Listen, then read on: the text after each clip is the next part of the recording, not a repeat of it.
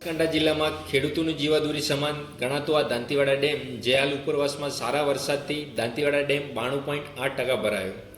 બનાસકાંઠા જિલ્લામાં દાંતીવાડા ડેમની જળ સપાટીમાં સતત વધારો જોવા મળી રહ્યો છે.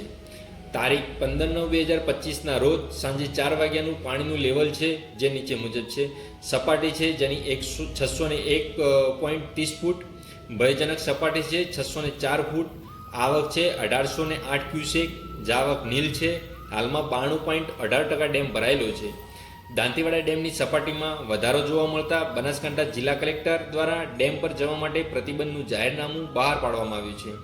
ડેમ પર લોકોએ અવરજવર કરવી નહીં, જેની ખાસ લોકોએ નોંધ લેવી. હાલ તંત્ર દ્વારા ખાસ ચાંપતી નજર રાખવામાં આવી રહી છે.